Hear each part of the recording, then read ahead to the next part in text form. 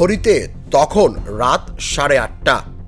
গাজীপুরের চান্দনা চৌরাস্তার ব্যস্ত সড়কে হঠাৎই থেমে যায় হুমড়ি খেয়ে আসা মানুষের গুঞ্জন। চোখের পলকে 6 জন যুবক ঘিরে ধরে সাংবাদিক আসাদুজ্জামান তুহিনকে। পর মুহূর্তেই গর্জে ওঠে চাপাতির কোপ। রক্তাক্ত তুহিন আকুতি জানিয়ে পড়ে থাকেন ফুটপাতের পাশে, কিন্তু কেউ এগিয়ে আসে না। গলা কেটে মৃত্যু নিশ্চিত করে নির্বিঘ্নে চলে যায় দুর্বৃত্তরা।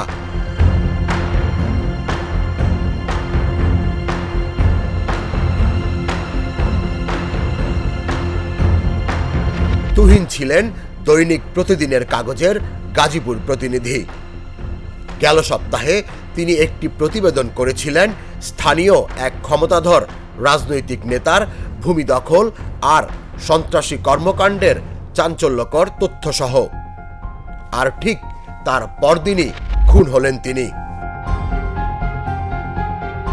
এটাই প্রথম নয়, সত্য বলার দায়ে সাংবাদিক আনোয়ার হোসেনকে টেনে হিচড়ে প্রকাশ্যে ইট দিয়ে মাথা থেতলে আহত করা হয়।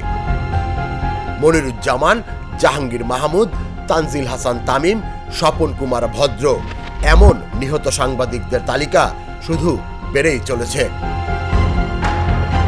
টিআইবির তথ্য মতে গেল 1 বছরে 496 জন সাংবাদিক হয়রানির শিকার হন। সবশেষ 7 মাসেই সাংবাদিকদের উপর হামলার ঘটনা ঘটেছে 274টি, আর আহত হয়েছেন 126 জন সাংবাদিক। এদের মধ্যে 3 জন নিহত। তুহিনের মৃত্যুর পর সংখ্যাটা দাঁড়ায় 4 জনে। কিন্তু প্রশ্ন হলো, পেশাগত দায়িত্ব পালনই কি এখন মৃত্যুর কারণ? নারায়ণগঞ্জে পিআইবির এক কর্মকর্তার ঘুষচিত্র প্রকাশ করায় সাংবাদিক লিখন রাজকে তলব করা হয়।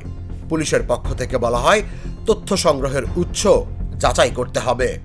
অথচ সেই রিপোর্টের পর সংশ্লিষ্ট পুলিশ সদস্যকে সাময়িক বরখাস্ত করা হয় ঘুষের অভিযোগ সত্য ছিল বলেই। মানবাধিকার সংস্থার প্রতিবেদন আরও ভয়াবহ চিত্র তুলে ধরে। এক নারী সাংবাদিককে রাজধানীতে দলবদ্ধ ধর্ষণের শিকার হতে হয়েছে।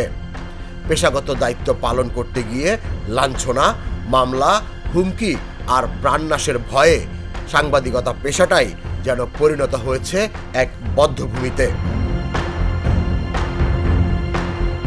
Newspaper owners association of Bangladesh NOAB গভীর উদ্বেগ জানিয়ে বলেছে, গণমাধ্যমের স্বাধীনতা ছাড়া গণতন্ত্র অচল। কিন্তু বাস্তবতা হলো, অনেক ক্ষেত্রেই সাংবাদিকদের হুমকি আসছে পুলিশ, জনপ্রতিনিধি, রাজনৈতিক নেতাদের দিক থেকেই।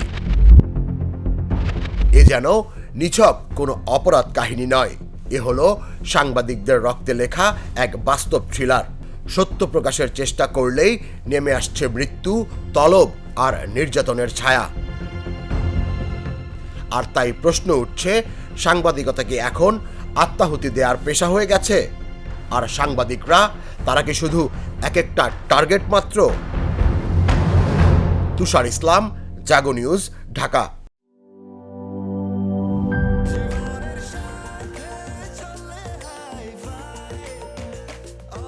স্বাস্থ্যকর অল টাইম, সব সময় অল টাইম হেলদি লাইফ।